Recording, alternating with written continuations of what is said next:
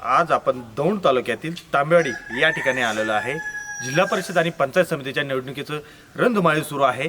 येथील काही जे मतदार आहेत आपण त्यांच्याशी चर्चा करूयात। बाबा नमस्ते। नमस्ते नमस्ते म्हणा। नाव काय आपलं? शंकर वाळपिंगे। सध्या आता निवडणूक लागली माहिती का? आहे ना माहिती।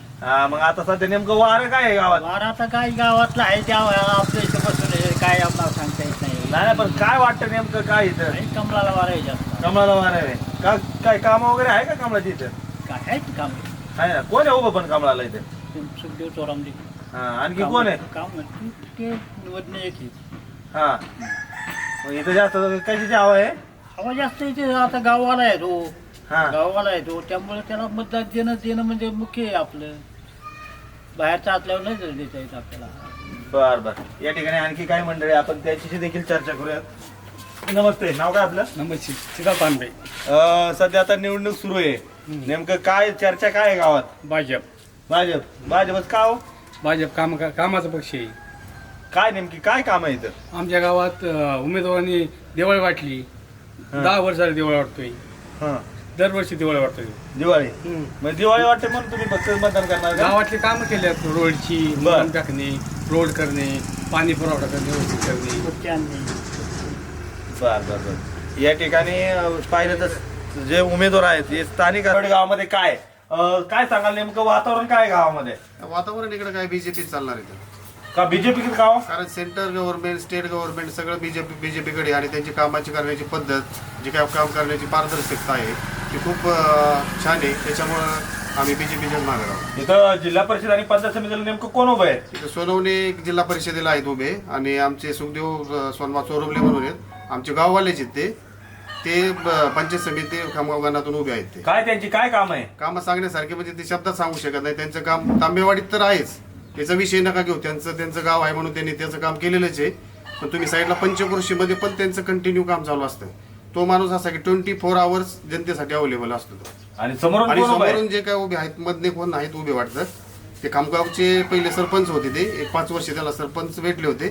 तर त्या सरपंच पदामध्ये असं ठरलं होतं की बाबा 1 वर्ष तुम्ही घ्या, बाकीचे मग आपण डिस्ट्रीब्यूट करू। पण त्या टायमिंगला त्यांनी देवाची शपथ वगैरे घेतली, सगळं केलं की 1 वर्षामध्ये आम्ही पद सोडू। 5 वर्ष त्या माणसाने काय पद सोडलं नाही आणि देवाची पण शपथ घेतली। देवाची शपथ अशी घेतली की आम्ही सोडू बाबा, पण त्यांनी ते सोडलं नाही। म्हणजे ते देवालाच त्यांनी मानलं नाही तर सर्वसामान्य जनतेसाठी काय करणार आहेत ते?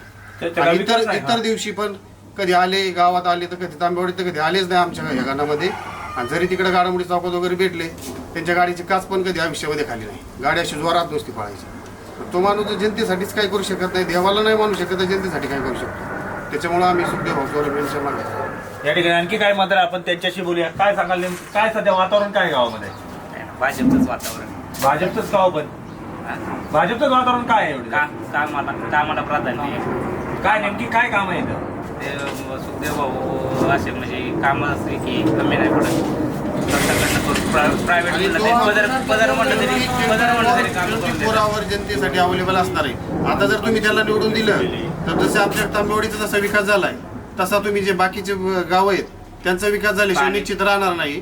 सर्व जे काय मूलभूत गरजा आहेत, अन्न वस्त्र निवार, हे पण टोटली जी गाव आहेत त्या साईडची त्यांना पण होणार।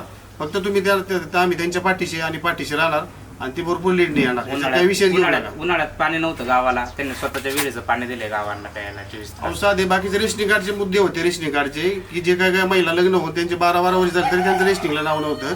भरपूर प्रयत्न फिरायचे पण तरी नाही झालं। त्यांनी इथं आमच्या तांबेवाडीत कॅम्प घेतला, हे कुलमाळा हे बाकीचे पण एरियातले लोक आले, ज्या महिलांचं 12-12 वर्ष नव्हतं, हे डॉक्युमेंट पाहिजे ते डॉक्युमेंट, ते त्यांनी कॅम्प भरून सगळ्यांचं एका वन टाइम मध्ये करून दिलं सर्वांचं।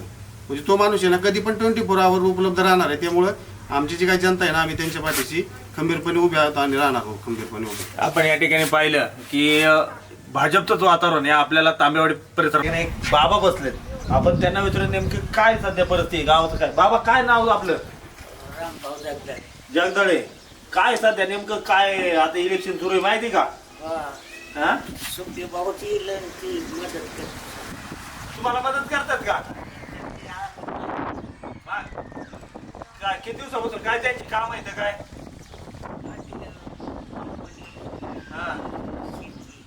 नाही ते गावात काम करतात का? करतात होय। इथं काय गाडी उभी आहे ना? खामगावचा माणूस आहे बाई. आलाच नाही माणूस. हा काम करते.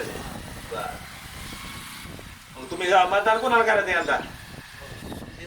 सुखदेव भाऊला. म्हणजे कशाला? कमळाला. बर